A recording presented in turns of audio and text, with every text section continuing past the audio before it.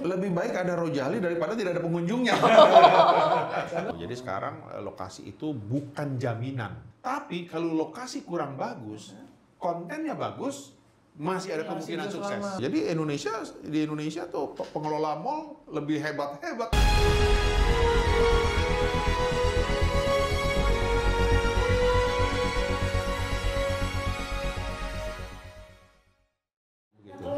Pengelola juga sekarang kaitannya sama masa sewa nih Pak. Kalau dulu kan tenurnya bisa lama nih, periodenya sekitar 5 tahun atau berapa tahun gitu ya.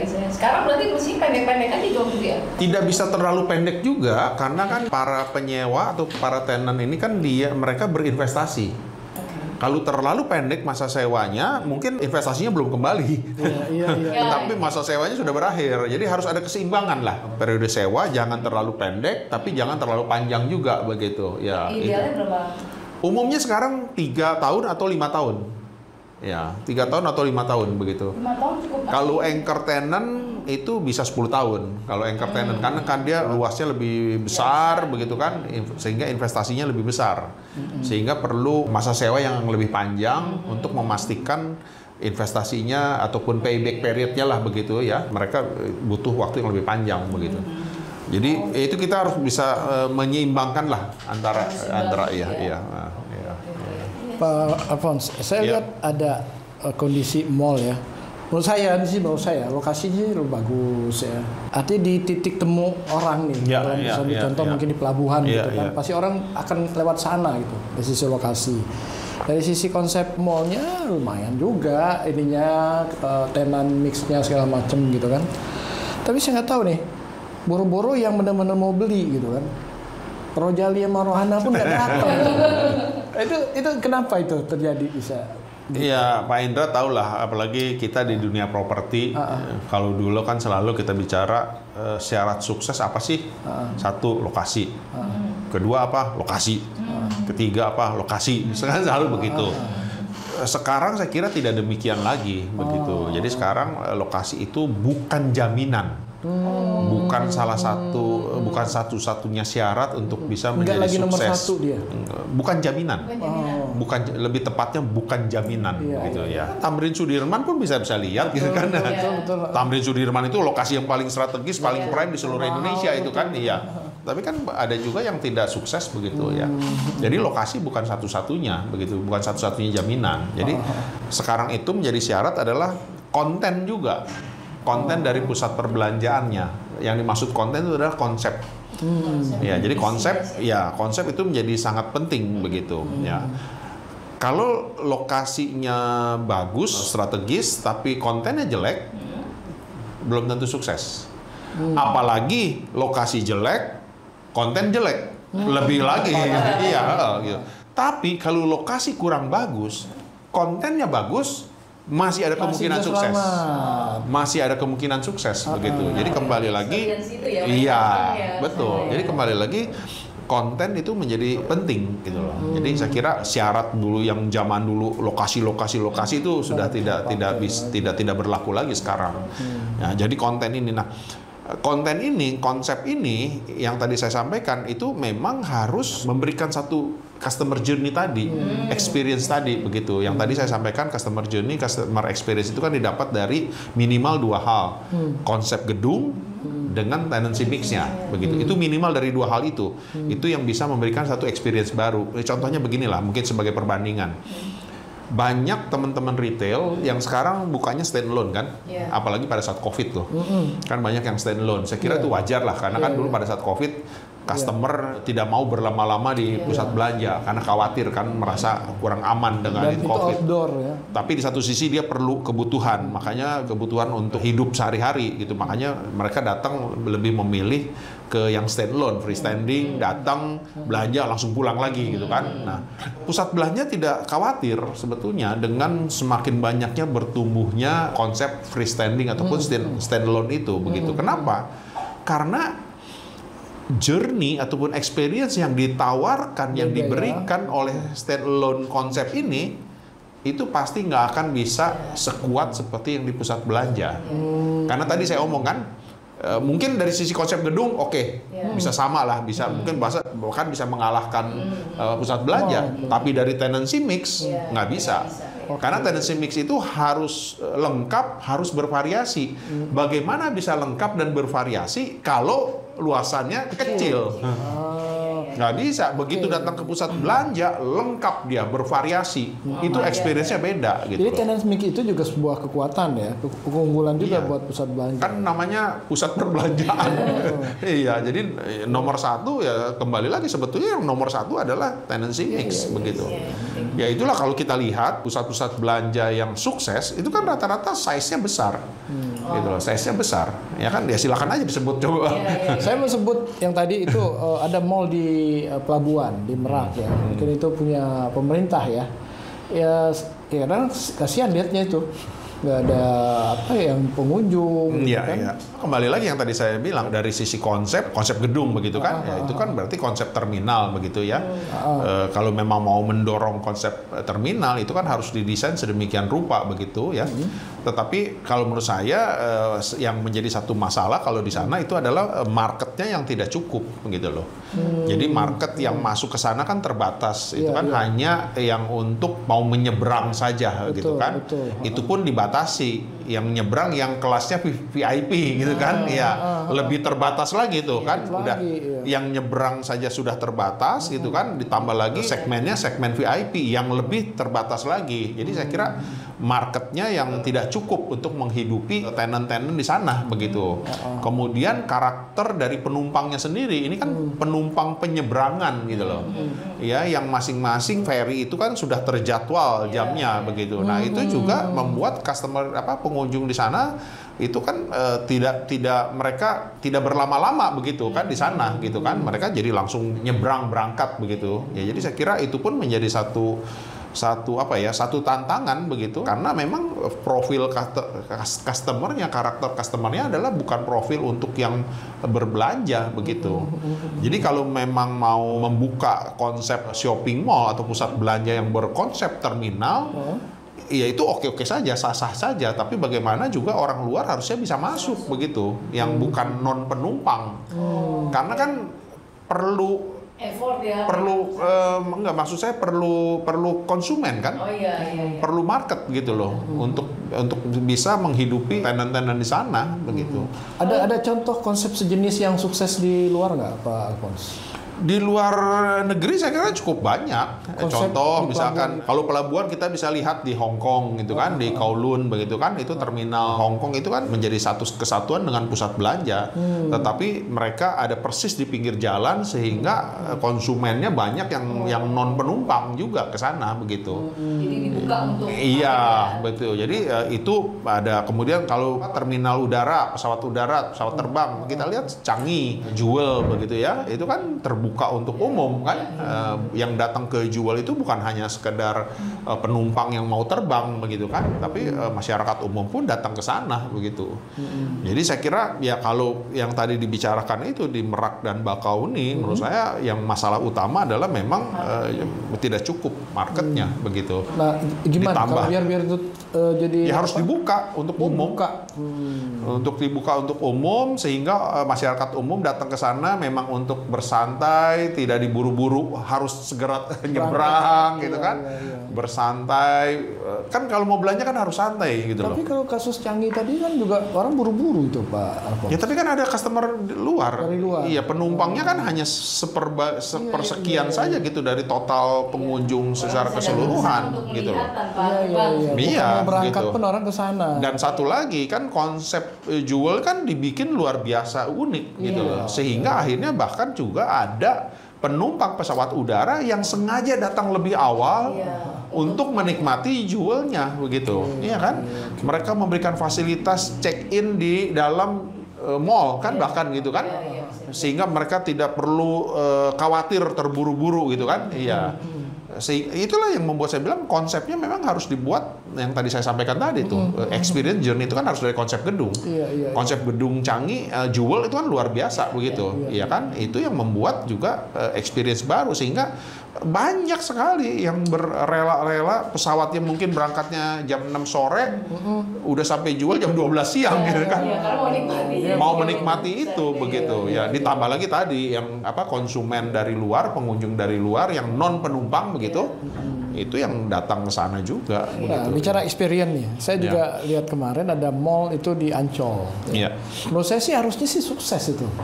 Karena kan orang ke sana memang mau pinggir laut dan jualannya udah jelas nih, mall pinggir laut gitu kan. Kalau kita lihat di Pineng gitu kan sukses-sukses semua itu. Kalau itu gimana case-nya Pak Alphonse? Ini mirip sama seperti yang tadi Pak Indra sampaikan yang di Bakauni gitu. Kalau di Bakauni itu kan mallnya tidak bisa dijangkau oleh masyarakat umum, masyarakat luar karena kan peraturannya itu hanya untuk terminal penyeberangan penumpang, nah itu pun hanya untuk VIP. Kalau yang di Ancol sama juga kasusnya, cuman ini caranya dibatasinya dengan bayar tiket.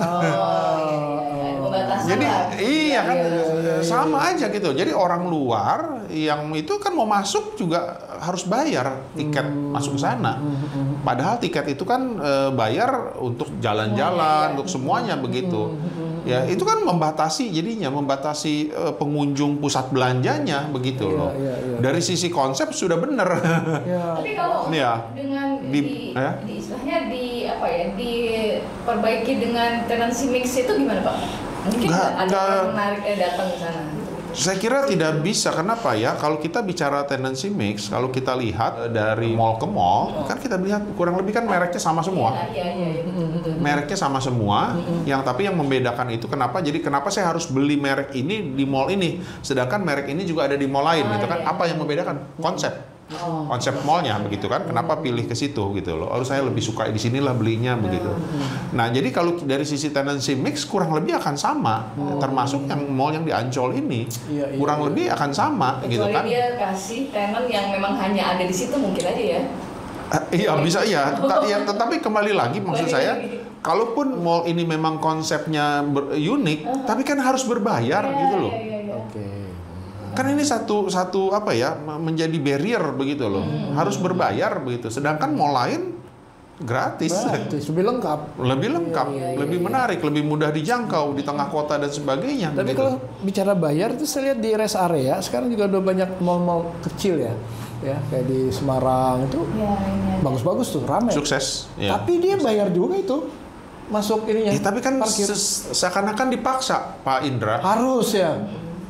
Iya kan harus beristirahat gitu, beda lagi gitu. Ada toilet. Mereka harus lewati jalan tol itu kan ada kepentingan tertentu. Tapi kan maksud saya kalau lewat jalan tol, kalau saya nggak lewat jalan tol kan saya nggak sampai tujuan saya. Saya mau ke Jawa Tengah, kalau saya tidak lewat jalan tol kan saya tidak mencapai tujuan saya. Tapi kalau ke Ancol, kalau saya nggak ke Ancol terus kenapa? Iya, beda gitu. Ke juga bisa lihat. Ya maksudnya kalau saya nggak ke Ancol kenapa? Tapi kalau saya nggak lewat jalan tol, saya mau pulang kampung, saya nggak ada. Kan beda gitu loh. Sesuatu yang berbeda. Ada satu ada urgensinya gitu loh. Tapi kalau ke Ancol itu kan tidak ada urgensinya gitu loh. Udah tidak ada urgensinya, harus berbayar lagi gitu loh. Bisa didapat di tempat yang lain. Iya, kalau di jalan tol rest area itu memang ada urgensinya. Jadi meskipun bayar masih rela tidak rela gitu karena ada urgensinya gitu loh. Tapi kalau ke Ancol kan tidak ada urgensinya gitu loh. Iya. Oke. Pak, balik lagi ke Rojali. Saya termasuk Rojali sebenarnya. Tapi memang itu dia, karena memang mall itu kan kita mau rekreasi healing kata orang sekarang kan. Anak sekarang tuh healing memang buat rekreasi banget lah ininya. Tapi fenomena ini terjadi di istilahnya di kota-kota besar terutama Jabodetabek atau juga di mall di kota-kota kecil gitu Pak.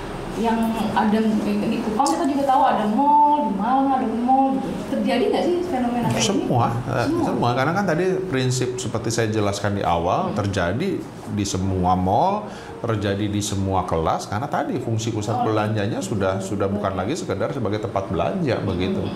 Jadi fungsinya kan sudah banyak tadi yang saya sampaikan, ada fungsi edukasi, pendidikan, entertainment, hiburan, bahkan kesehatan, budaya dan sebagainya begitu. Jadi saya kira itu yang membuat orang datang ke pusat belanja itu belum tentu hanya belanja saja, ada kepentingan-kepentingan lain. Belum lagi ada mall yang ada banknya. Ya kan, mereka datang ke sana nggak belanja, cuman mungkin mau setor uang, atau mau ngambil uang malah gitu kan. Iya, jadi itu saya kira itu sesuatu yang wajar begitu. Iya. Jadi sebenarnya untuk mall atau pusat belanja yang tenancy mix-nya bisa sangat beragam, bisa bilang gitu ya Pak. Mereka sih sebenarnya nggak ada masalah gitu ya. Tapi kalau mereka yang cuma satu saja yang jadi fashion saja atau apa gitu mungkin. Lebih baik ada Rojali daripada tidak ada pengunjungnya. Karena siapa tahu melimpir juga. Jadi sebenarnya Rojali dibutuhkan karena untuk meramaikan Ya kan lebih baik Rojali dan Rohana itu kan, karena ada kemungkinan mereka akan belanja begitu kan, meskipun belanjanya tadi minimal mungkin air putih deh daripada tidak ada pengunjungnya gitu kan. Lebih ngeri lagi Tapi biasanya kalau udah masuk mall itu godaannya ada aja tuh. Iya, itu tadi kamu bilang itu nggak diperlukan ya dibeli. Saya juga merasakan. Enggak, jadi tapi kan kembali lagi Rojali dan Rohana ini kan kalau kita definisikan lebih detail kan sebetulnya yang seperti apa sih gitu kan ya. Karena umumnya kalau datang ke mall meskipun nggak belanja kan pasti ketemu teman, ngobrol gitu kan, mau meeting, pasti kan di kafe. Paling tidak minum, beli snack dan sebagainya begitu kan, tetap ada gitu loh. Jadi definisi Rojali dan Rohana yang benar-benar sama sekali tidak belanja kan itu sebetulnya nggak terlalu banyak gitu loh, nggak terlalu yang benar-benar sama sekali datang nggak duduk di kafe, tidak duduk di restoran, cuman mondar-mandir doang kan. Iya kan relatif menurut saya tidak terlalu banyak lah begitu. Iya. Pak Ketum, teman-teman yang masuk ke APBBI ya, pengusaha pusat belanja ya, pemilik mall itu pasti harapannya kan ada manfaat buat mereka nih. Pak Alphonse nih maju udah yang 2 kali nih ya? Dua periode, 3 ya? Ini 2,5 periode. Jadi pasti ada berasa nih manfaatnya Pak Ketua, Pak Alphonse jadi ketua. Ya. Apa sih sebenarnya yang diharapkan anggota untuk bisa gabung di asosiasi APBBI khususnya tuh Pak Alphonse? Ya, APPBI ini punya 2 tugas, punya 2 kewajiban lah gitu ya. Ya mungkin lebih tepatnya tugas begitu ya. Pertama adalah ke eksternal. Kalau ke eksternal ini bagaimana kita asosiasi bisa menciptakan iklim usaha yang sehat, ya, yang kondusif buat industri usaha pusat perbelanjaan. Tentunya kita berinteraksi dengan stakeholder, terutama dari sisi pemerintah, dari sisi regulasi begitu. Bagaimana regulasi-regulasi yang dibuat oleh pemerintah itu betul-betul menjadi iklim usaha yang sehat begitu. Itu adalah tugas asosiasi. Itu begitu yang diperjuangkan. Iya, jadi memang kami banyak berinteraksi ya, terutama tentunya dengan Kementerian Perdagangan sebagai pembina utama di sektor pusat perbelanjaan begitu. Tapi kami juga berinteraksi banyak misalkan dengan Kementerian Pariwisata ya kan, karena ada shopping tourism.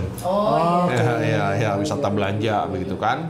Kemudian juga dengan Kementerian Hukum ada itu hak cipta, royalti, kan itu pusat berbelanja terlibat langsung gitu kan, hak kekayaan intelektual gitu kan, bagaimana barang-barang jangan sampai ada barang palsu, barang bajakan dan sebagainya.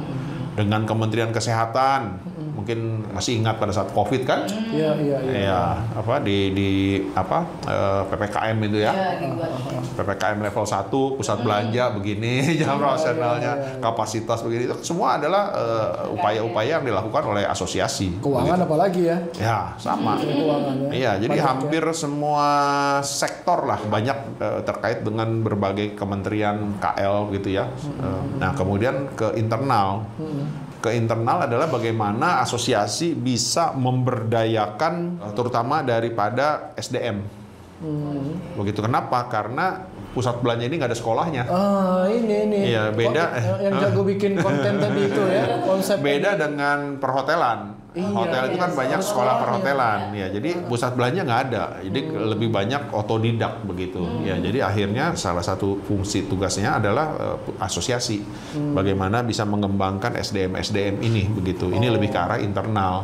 Kemudian bagaimana juga pusat perbelanjaan bisa memberikan masukan-masukan, insight begitu, pengetahuan-pengetahuan baru terhadap teman-teman pengelola gitu kan. Bagaimana perkembangan industri pusat perbelanjaan di dunia begitu. Makanya kami pun asosiasi punya relasi yang cukup kuat dengan asosiasi-asosiasi mall misalkan di Asia Pasifik. Kami ini ada konferensi setiap tahun dengan teman-teman asosiasi lain di Asia Pasifik. Itu anggotanya ada Indonesia, Malaysia, Hong Kong, China, Taiwan, Rusia, India, begitu Jepang. Ya, kami mengadakan konferensi setiap tahun bergiliran. Kebetulan tahun ini Indonesia jadi tuan rumah. Oh, kapan? Tanggal 24 sampai 25 Desember ini. September. Bulan ini ya di Hotel Fairmont. Ya. Artinya tuan rumahnya Pak Alphonse nih. Iya, kebetulan tuan rumah Indonesia. Tahun lalu di Shanghai, 2 tahun lalu di Taiwan, di Taipei. Ya, nanti setelah Indonesia tahun depan di Hong Kong. 2027 di India, 2028 rencananya di Rusia. Ya, jadi ini konferensinya temanya apa nih Pak? Temanya lebih bagaimana merespon perubahan di dunia begitu ya. Industri pusat belanja ini kan berubah dengan sangat cepat begitu, bagaimana pusat belanja bisa merespon tersebut begitu. Nah, inilah tukar pengalaman nanti di acara konferensi ini, masing-masing negara nanti akan sharing mengenai kondisi masing-masing negara, bagaimana mereka cara mengatasinya, bagaimana inovasinya, kreativitas dan sebagainya begitu. Nah, ini dalam kaitan tujuan untuk meningkatkan tadi pemberdayaan di internal pusat masing-masing pusat perbelanjaan begitu. Kami juga sering mengadakan setiap tahun pasti mengadakan seminar begitu kan, mengadakan study tour dan sebagainya di dalam kaitan tadi untuk meningkatkan sumber daya manusia kita. Iya.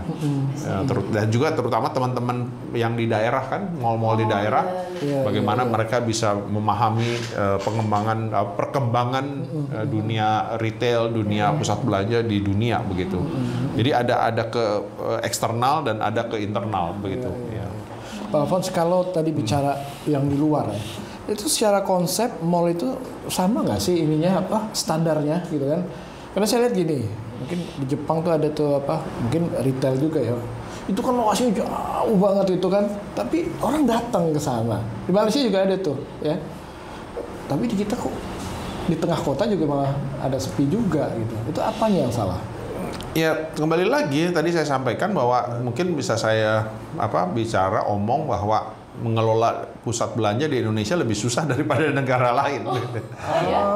Ya kenapa gitu kan? Jadi ini contoh lah. Tadi kan saya sampaikan bahwa di Indonesia saat ini kan saya menyederhanakan istilahnya adalah fungsinya adalah sebagai social connection hub, koneksi sosial gitu ya. Kalau di luar negeri, mereka betul-betul hub koneksi yang sebenarnya. Contoh misalkan di Singapura, di Hong Kong, di Tokyo, di mana-mana, di Hong Kong begitu. Jadi pusat belanja itu menjadi koneksi yang sesungguhnya. Artinya begini, pusat belanja itu adanya di mixed use biasanya, super block konsep. Ada apartemen, ada office, ada MRT, ada pusat belanja begitu ya. Dari apartemen mau ke MRT lewat pusat belanja. Dari office mau ke MRT lewat pusat belanja gitu kan, sebaliknya begitu kan. Jadi otomatis pusat belanja itu selalu dilewati karena dia menjadi hub koneksi yang sesungguhnya. Makanya saya ngomong sama teman-teman asosiasi lain itu, saya bilang wah, you enak, tinggal duduk manis, traffic datang sendiri. Karena kan konsepnya begitu. Di Indonesia kan tidak. MRT aja baru kok gitu loh. Iya. Jadi di sini adalah koneksinya koneksi sosial. Karena kebetulan orang Indonesia itu budayanya suka berkumpul. Kita lihat tuh kalau weekend, hari libur, restoran, kafe isinya anak, cucu, kakek, oma, opa, ya kan, teteh, AA, gitu kan, besan, mertua, semua kumpul, kolega dan sebagainya begitu. Itu kumpul. Karena orang Indonesia demen berkumpul. Jadi kalau di kita di Indonesia fungsinya tadi social connection hub. Lebih susah daripada pusat belanja yang di luar gitu loh. Itu jadi saya selalu omongnya begitu. Ya sekarang contoh misalkan udah mulailah sekarang apa yang terintegrasi tersambung langsung dengan MRT misalkan Blok M Plaza. Tapi kan itu sebetulnya bukan terkoneksi yang sesungguhnya, agak sedikit dipaksa gitu kan, dibelokin gitu loh. Tapi kalau di negara-negara lain seperti paling gampang Singapura lah begitu. Ya memang didesain awalnya memang sudah terintegrasi seperti itu begitu. Ya jadi saya kira Indonesia lebih susah memanage pusat belanjanya daripada yang di luar begitu loh. Iya. Itu bicara master plan mungkin, bukan? Iya pasti itu master plan. Nah itu kan harus ada kebijakan dari pemerintah kan, strategi dari sisi pemerintah kan, nggak mungkin kita berdiri sendiri begitu ya.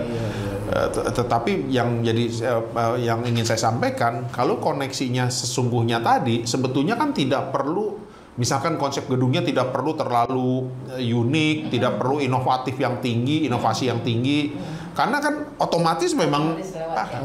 Tapi kalau di Indonesia yang tadi social connection hub, kan dia akan memilih nih mana yang nyaman, mana yang lebih bagus, mana yang lebih menarik, mana yang lebih unik begitu kan. Akhirnya dia memilih karena tidak ada paksaan gitu kan.